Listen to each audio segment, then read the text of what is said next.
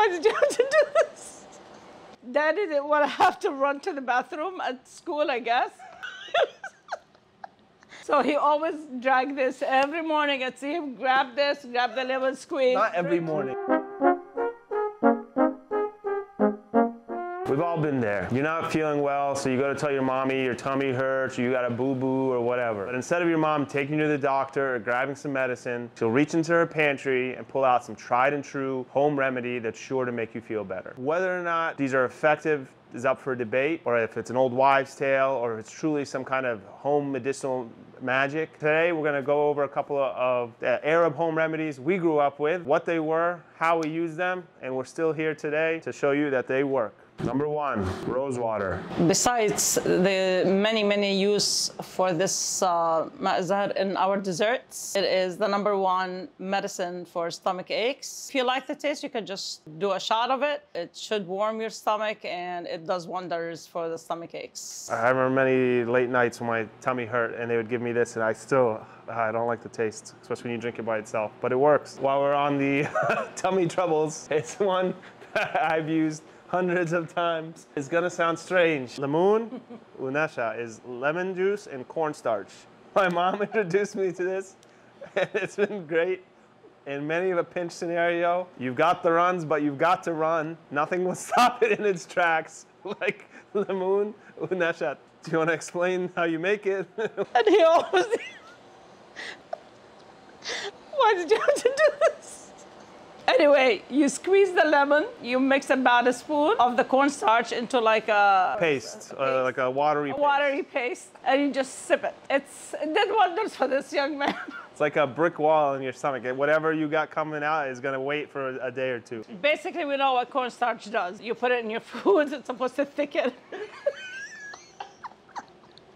Whatever Daddy had to do. I can't do this. It turns liquid into solid. Daddy didn't want to have to run to the bathroom at school, I guess. I'm sorry. So he always dragged this every morning. I'd see him grab this, grab the lemon squeeze. Not every morning. Sometimes. Oh my God. Okay, enough of that one. Okay, next one. Arak. If the baby's crying and you feel like he has an upset stomach or something, you rub the stomach with a little bit, because the alcohol that's in it is supposed to, I guess, ease the gases and pain in the baby. And it was also used for adults, so. Also used to help with the tummy ache. A lot of people, of course, like whiskey. They put it on baby's teeth and stuff too. This is just regular tea. It's Trader Joe's Well Rested, but just tea in general. What do you use it for? Not the shag itself, but a tea bag. The tea bag you use لما في عندك sty in your eye, you use the tea bag. Of course, used tea bag. You take it, you squeeze a little bit into the eye, and you put the tea bag on the eye itself. It's supposed to help and take away the discomfort that's in your eye. Yeah, any general kind of eye discomfort, you get a warm tea bag and dab it on there. It's supposed to help. Next one, continuing in the tea, is my personal favorite. Meramiya. Danny, Ujani, and the Meramiya. I don't know how many jars and jars of Meramiya I've been through. Not a day that goes by, Meramiya. Meramiya is basically the #1 cure for stomach cramps, especially girls, you know what I mean? So we grew up on it. I don't like the taste of it, but I drank it anyway because we did feel better every time we got sick. Of course, you boil it with water, you let it steep, and then you strain it, you drink.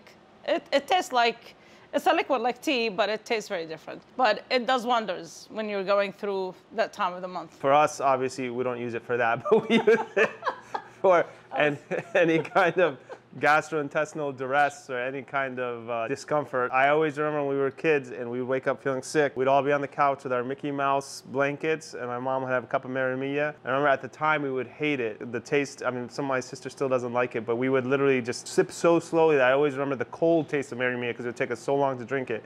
But now that I grow up, we love it and we drink it all the time. And it's like magic. Even though Danny and Johnny used it so many times in the past when they were sick, now they drink it for comfort, for the fun. I don't know how they like it that much, but they do, but it does wonders. Okay, another tea while we're on it. It's Babo Chamomile, yeah. Baboonage is another remedy for stomach aches. I don't know, something about Arabs that they've used the plants in almost any kind of issue that's related to your stomach. It's basically another remedy for your stomach if you're hurt. And it was also given to babies, a little bit of it, when they're feeling like, if you know that they're not sleeping, they're crying, cranky. Some baboonage was given to them from what I've known. I think generally it also helps like with nausea, with relaxation, helping you go to sleep. Next one, you won't be surprised to see, olive oil. Of course, we eat it with everything and we use it for everything. What are some... This is the opposite of the cornstarch. Olive oil was always known, and I've read a lot about olive oil for constipation. I was gonna say you could rub it on your chest or on... The most important one is you drink a spoon when you're constipated. You drink a spoon or two in the morning. That was one I wasn't expecting, but it's used for a lot of other great things. Helps open up congestion. You always heated this up if you have an earache. You would heat some up, a little bit of oil, and with the cotton, you kind of damp it on your ear. It's supposed to help. I don't know, there's a lot of uses for olive oil. You probably all knew this was coming. Za'atar. Za'atar wasn't used mainly for remedies, but it was used for memory. Honestly, it is true that za'atar does help you with memory retention. A lot of generations going back have believed that there's a property in the thyme that is, I guess, scientifically proven that it does help with memory. If you want to learn more on that, we have a YouTube video. You can find it about does za'atar make you smarter. I made them eat this every single time they had exams for so many years. And look at us now. Yep, smart boy. You guys just learned about a bunch of great home remedies. You also learned that za'atar can make you smarter. So be smart, don't be dumb, but get the za'atar that's dumb good. Our Z&Z za'atar, best za'atar available. And for you YouTube watchers, got a special discount code for you down in the description. Check it out, go grab some goodies, grab some olive oil, grab some bread, and have at it. This is Yansun. Yansun.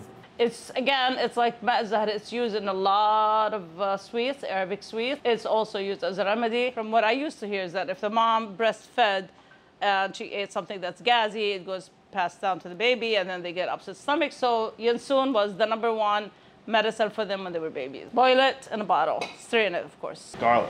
One of the many uses that we grew up on is the bee stings. Our parents use it on us. I use it on my kids here in the States. Every time we got to go visit my grandmother in Jordan, they had a beehive, and of course, all the grandkids would get stung. And the first thing our parents did is they get you the clove of garlic and rub it on wherever you got stung, whether your hand or your hair. You remember the incident where we found the beehive on the deck? You locked me outside?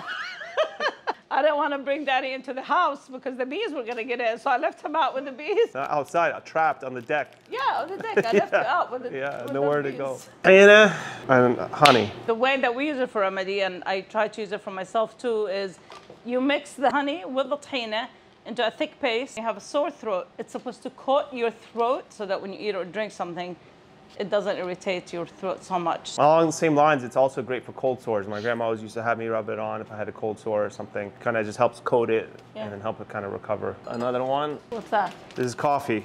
It's not open, but there's coffee grounds in here. Coffee grounds, ground, not beans, ground coffee. Ground coffee was my best friend. For what? Raising a kid who hurt himself so much, cutting his hand, busting his lip. The #1 go-to medicine is ground coffee. What you do is you take a little bit of coffee on that area where it's been cut, whether your hand or your lip or your forehead. And I did have an incident with Johnny where I used it because as soon as I take my hand off his forehead, the blood would be squirting and I was freaking out. As soon as I was able to get into the house, ran to the coffee, put it on his head, and I put pressure.